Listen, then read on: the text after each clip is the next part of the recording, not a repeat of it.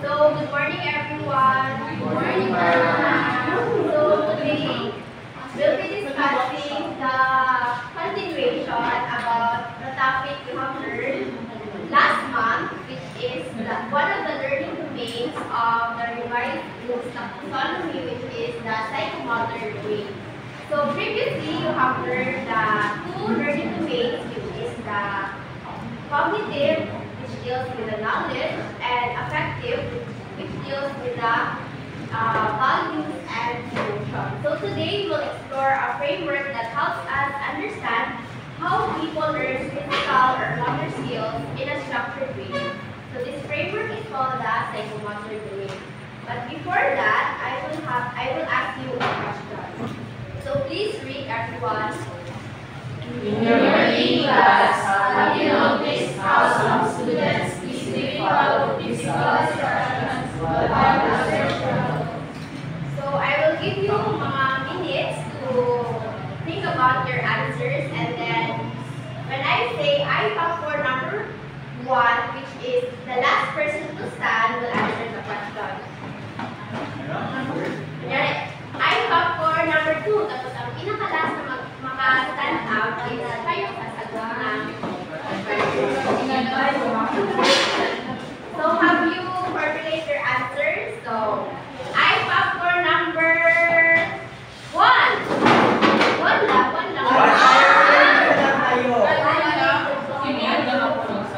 So the last one to stand is Sailin.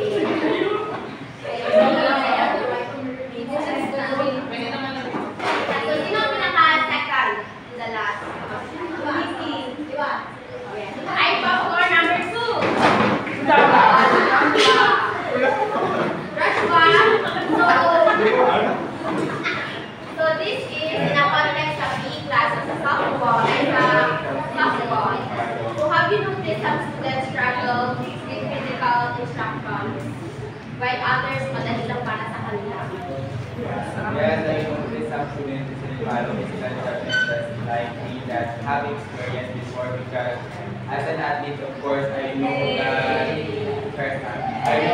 the one, there's a warm-up, of course, but before you do the physical activities such as I like badminton, so you need to do some warm-up. So I think di na ako mahirapan to follow what the instructor said. So siguro ang iba na hindi sanay yung nabaguhan kung anong ginagawa, just like sa badminton, may iba na hindi nila forte yung ganun ng mga gagawin. So they struggle to do such. As you have shared your experiences, ano kaya ang think mo na mga difference mo compared sa other classmates natin, compared sa skills mo? Like, what do you think might explain the difference in your ability to follow these movements? So, di ba previously you have stated na athlete ka, so meron ka mas magandang coordination compared sa other students natin, compared sa classmates natin. So, why do you think others still struggle? Kahit na tinuturo pa rin sa kanila yung instruction. Siguro hindi nila interested sa that's why they struggle for So, you have said na wala silang better coordination and wala din silang experience sa physical activities. So, from this question, you can notice that movement and physical skills are part of our daily lives. From reflexes like thinking to more complex tasks like playing sports and using tools in the classroom. So, these actions may seem simple, but they actually develop step by step, starting from our earlier years. So today, I will be discussing the first 3 levels of the psychomotor domain by Anita Caro, which is the reflexive movement, basic fundamental movements, and perceptual abilities. So Anita Caro's psychomotor domain was organized according to the degree of coordination that includes involuntary responses and learned capabilities. So this provides educators to categorize learning objectives that involve physical movement from simple to reflex. So the first one is the reflex movement. So this stage is not learned. Naturally occur lang siya. Like, they are the starting point of our motor development. So mga simple reflex lang. So mga keywords is flexion, extension, stretch, relax, and straighten. So this stage is important, especially if we are now working in early childhood education, because dito nagsisimula yung later motor skills ng mga estudyante natin or mga bata. So dapat, ito pa lang na stage, alam na ay makakagawa tayo ng mga activities na makaka-engage itong mga simple reflex. Next is the basic fundamental movements. So these are learned through practice. So dapat ito, sinasabayan ito ng reflex movement and complex. So these are the building blocks of all physical activities like running, jumping, twisting, mga ganyan. Like mga manipulative movements na like throwing or catching, mga ganyan. So these are movements that are essential in sports, mga physical tasks, or games. So the third one is the perceptual abilities. So in this stage is gumagamit na yung bata or ang estudyante ng sensory cues para mag-guide ang kanyang motor activity. So ina-interpret na nila anong nakikita nila, what they see, what they hear, or feel. So there is a interpretation of our stimuli. So, essential siya for coordination, balance, timing, and spatial awareness.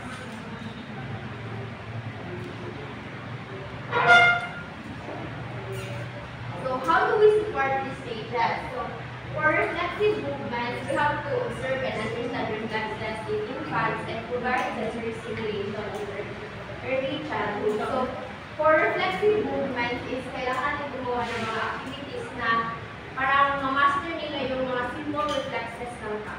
For basic fundamental movements, mag-incorporate ng activities like running, jumping, throwing, and dancing. Mga games na mag-strengthen sa mga motor skills nila. Sa perceptual abilities is we can combine music, mga movement, mga visual aids, like magamit lahat ng mga sensory cues natin, what they hear, what they feel, what they touch, mga ganyan. So, I have a question here. So, everybody is reading. Student is great at running and jumping, but struggles with copying hand movements from the board. What does that tell you?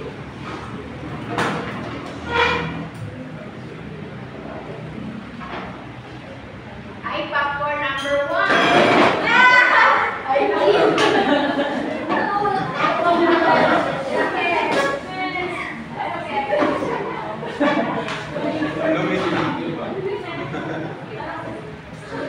Struggles at running and jumping, but struggles with copying hand movements from the board. What does that mean? Magaling siya struggle siya copying ng hand movements.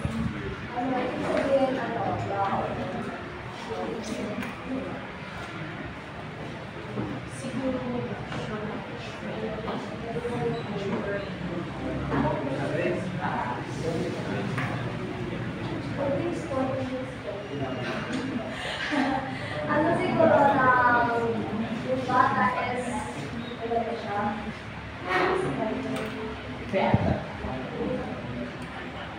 Sporty siguro yung study na tapos nakita yung presence na siguro sa Ako ka.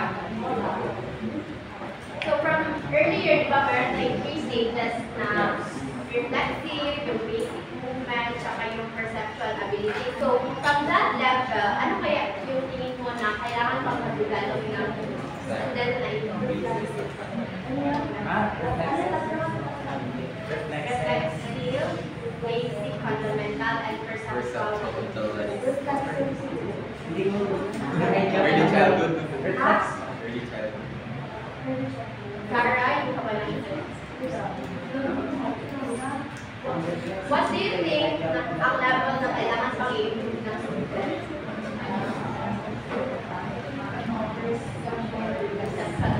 Why do you consider it? Kasi yung siya marunong sa Coordination.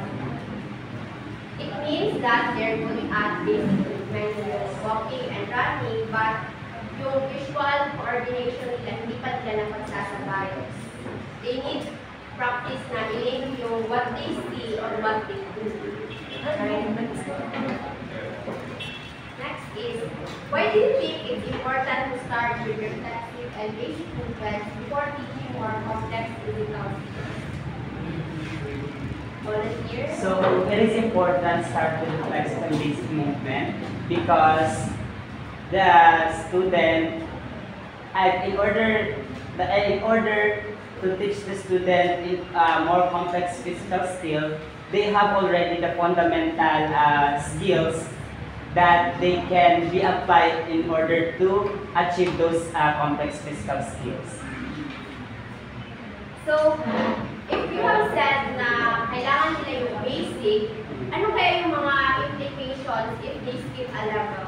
So, the implication kapag nag-skip sila those basic, maaaring magkaroon ng, for example, in terms of physical activity, magkakaroon sila ng what we call injuries kasi nga hindi nila na-execute properly yung dapat na basic pala. For example, dapat sa high jump, it should be dapat, halimbawa kung nalaman talaga nila na basic, ang dapat na basic gawin pag mag-high jump is to curvature, kumbaga parang may contraction sa body, but then tumalo lang sila na parang talon lang without knowing na yung landing nila is maaaring mabalian yung paa nila, yung ganon.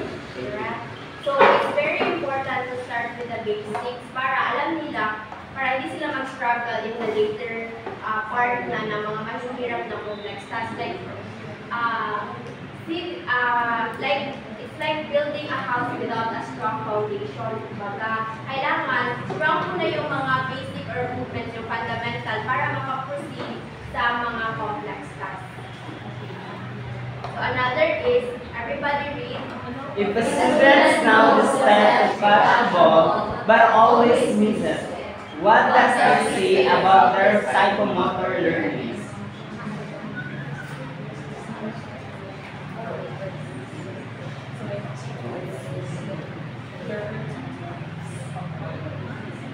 Popcorn. Number 2.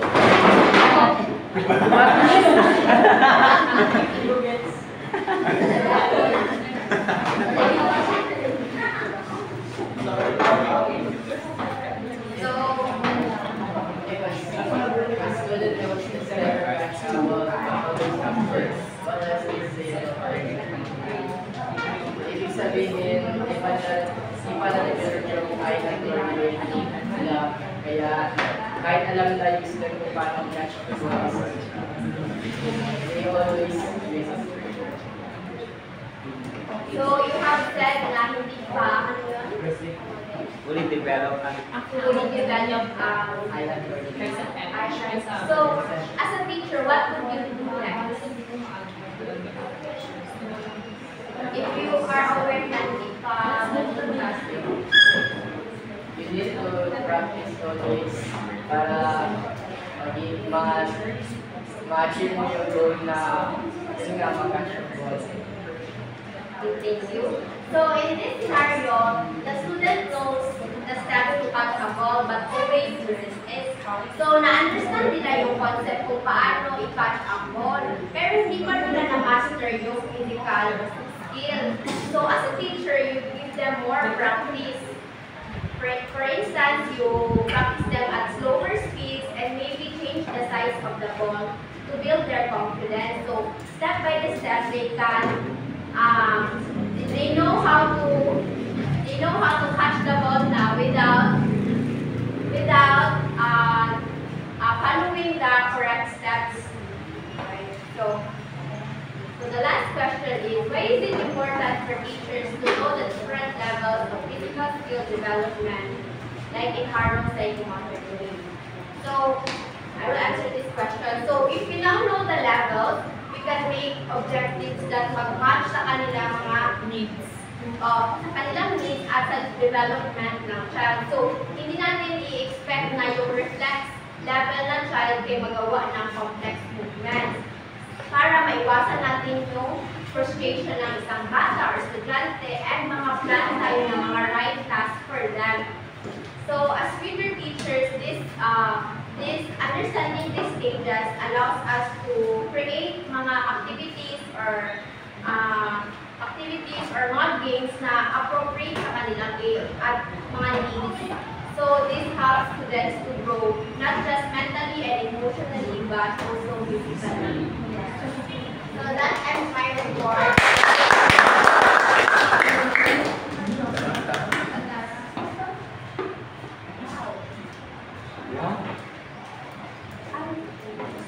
The 4 minutes will be given to Mrs. Cabay. Miss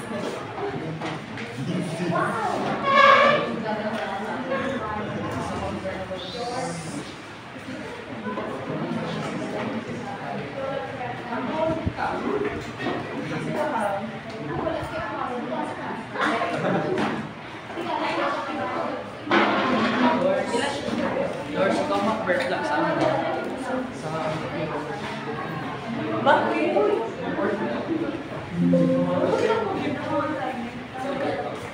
Balo ka sa alam ko. Mapagalit na lang ang mga pitik-pitik.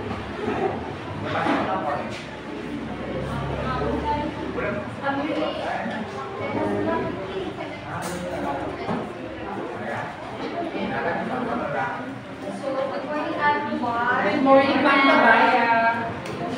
So, this is the concentration of the topic.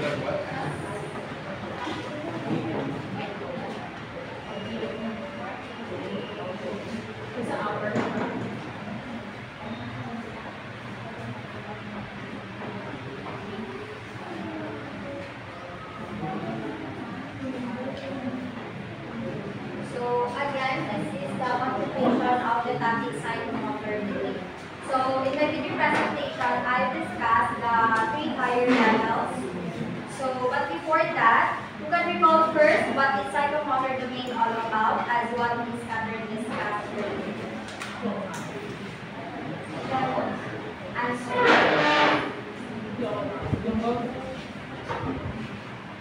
What is psychomotor domain? So, I popcorn number 2.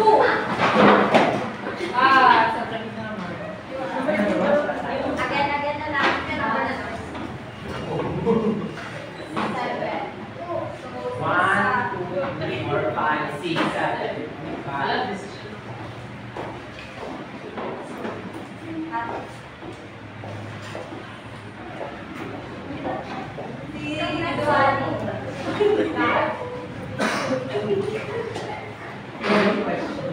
what have you learned as what Ms. Catherine discussed earlier about the psychomotor domain?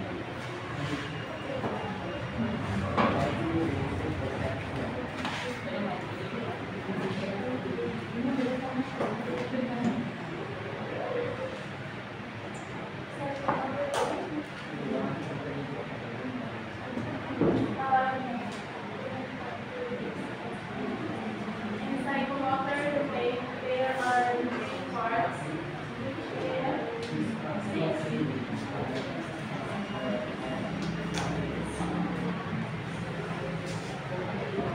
I remember 3 parts is the reflex movement, physical movement, and perceptual.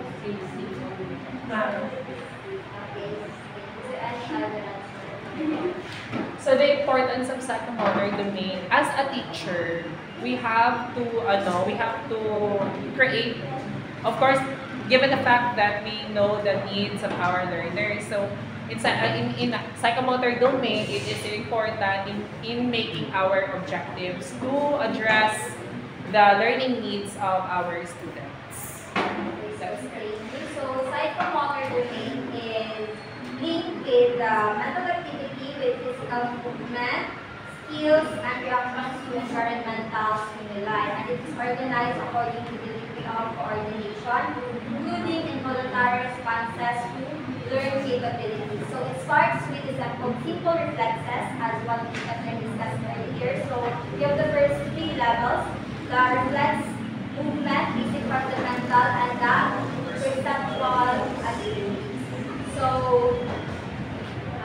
it's all about what we can do with our body, and it is usually used in physical education because it's more on you. So in my discussion, who can recall what are the three higher levels that I discussed in my presentation? What are those?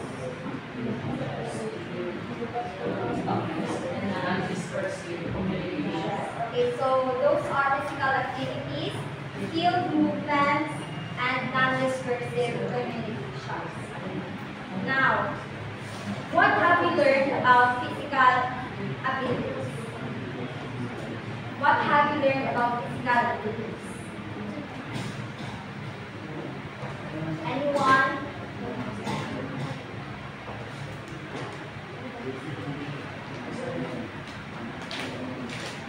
Physical activities would pertain to those abilities kung saan with the help of the lower field and the cognitive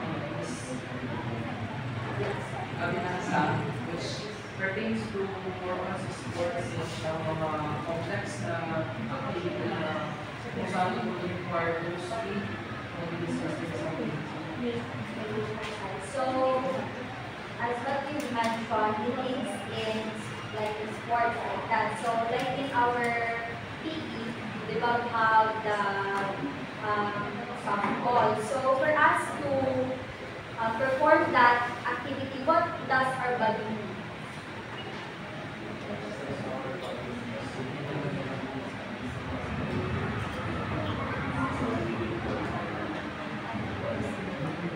What does our body need? Physical abilities.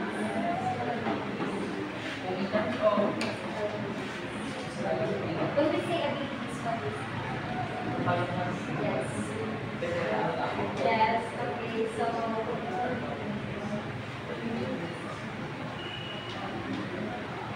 Needs to be prepared muna.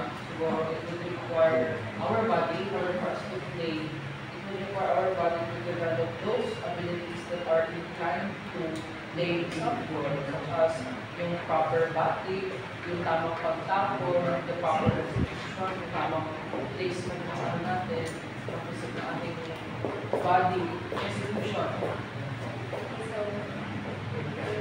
okay, so when we say physical abilities, it's the characteristics of oneself. So basically, it's our body traits. So it includes strength, endurance, flexibility, and agility. So yes, our physical ability. So it's our body traits like endurance, like that, strength when we are carrying something, mabigat, so we have the strength to carry that, like that. So it's our physical traits. So what do you think physical abilities are important in skill development? What do you think physical abilities are important in skill development? What do you think physical abilities are important in skill development? So ako, I think I have an idea. So, it is important to have a physical ability in developing skill because, as we know, if a person is healthy and has a physical, it has a good condition in their physical, so magiging or madidevelop nila yung skill na gusto nila kasi nga they are physically fit. So it stands as the condition of our body in order for us to perform a specific activity or physical activity. So now, the next level is what we call skilled movement. So what is skilled movement? You can remember what is skilled movement. Anyone?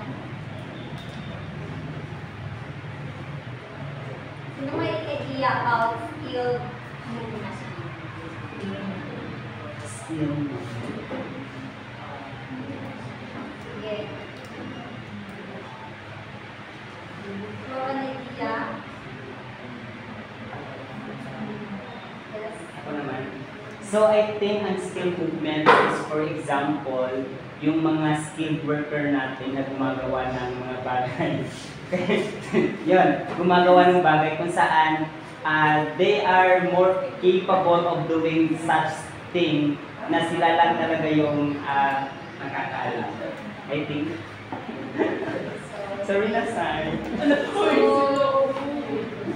according to Anita Caro, skill movement is the result of it's the result of our learning. So it is often more complex that requires a high degree of proficiency and are typically developed through extended practice. So in order for us to have a better performance like that, so we do practice to repeating it para ma-master natin yung isang activity. So how does practice influence psychomotor skill acquisition? Like, paano makakatulong yung practice natin when we have physical activities na gagawin or task? How does practice influence psychomotor skill?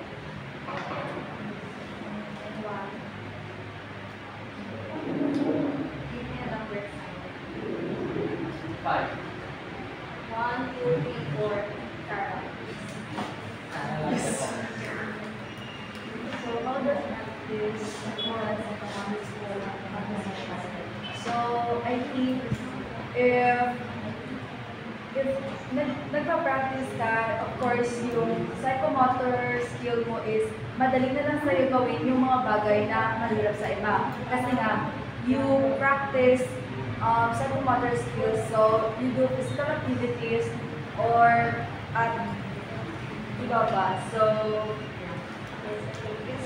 Practice helps us build muscle memory. So over time, movement become more accurate, faster, and more coordinated, which is a sign of progression in psychomotor domain.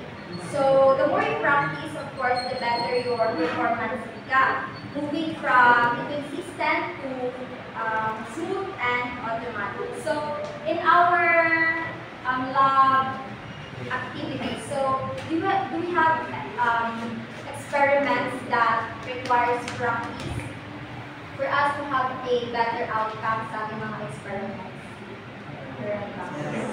So, one give there, For example, kung sa anak yan ba yun, yung pag-vibration na So, bakit mo masasabi? since it requires yung exact amount talaga ng yung Hydrochloric acid. yung gano'n, yung pagpatak mo dapat tama yung pagpatak mo para makuha yung exact na concentration mo. So, as far as I can remember, parang kadalawa talaga yung nag-perform. Okay. So, sa first natin perform, parang hindi pa natin siya ma-perfect kasi hindi pa natin ma-control yung pag-shape. Diba? So, imbis na light pink yung color ng ating Nagiging magenta. nagiging magenta niya. So, pero on our second time, doon na na-perfect na natin, na-control natin at saka nakuha natin yung light pink na color. So, Paano pala yung movement ng pag-titrate, Mr. Kumar? like, we use our Paano po? like, sa pag-shake ng resin layer, Shake. So, Oh, that's cute. Can you please read the rest?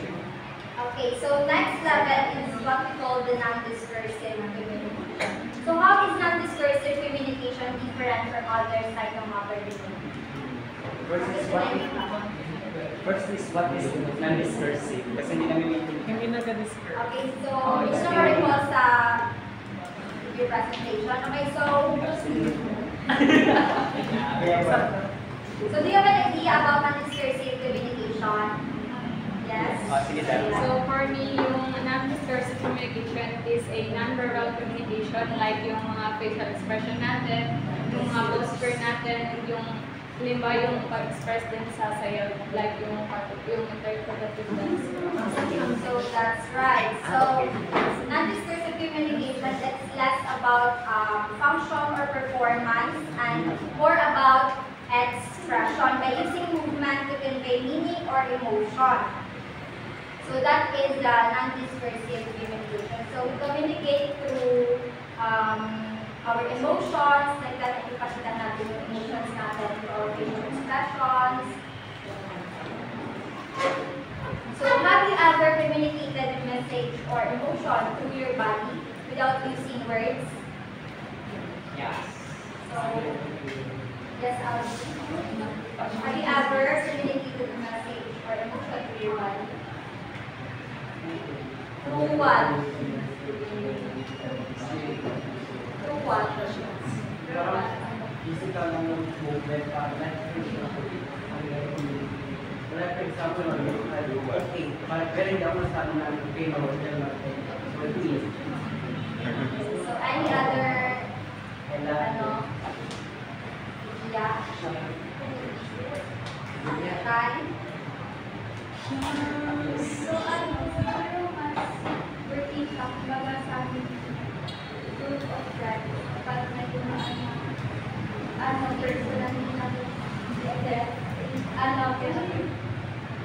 ganon, yung facial expression.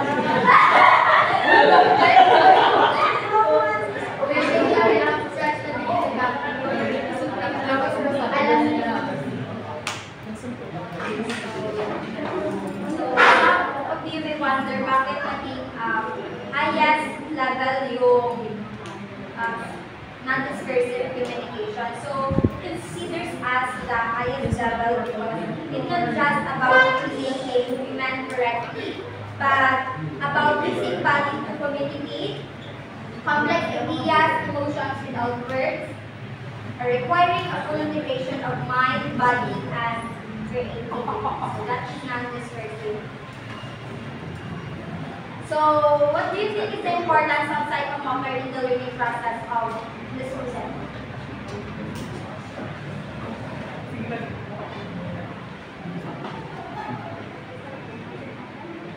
Give me a number. 13. 1, 2, 3, 4, 5, 6, 7, 8. 13. Russell, I would.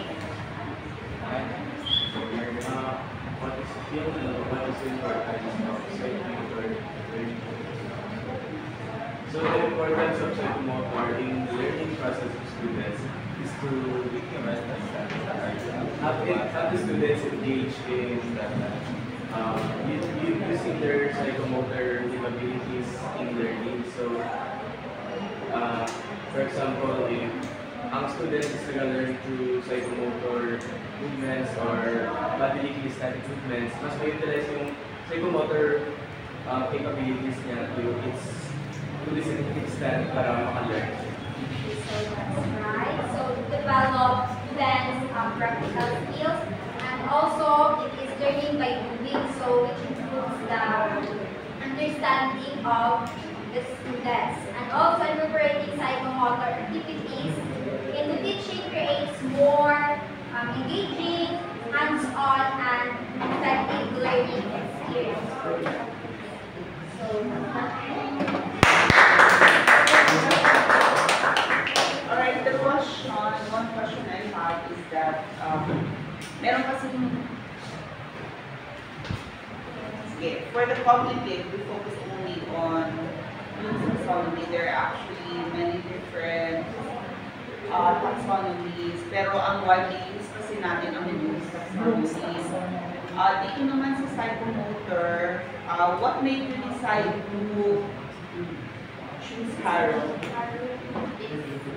Was more on clinical movement, and kay Dave po kasi ma'am is more on imitation po sa mga balik. For structure siya ma'am, like sa mga laboratory sa ma'am, kasi Harrow is physical. Did you check Simpson? Yes ma'am, parang same as kanina. Okay. Ang application kasi ng Harrow mas as in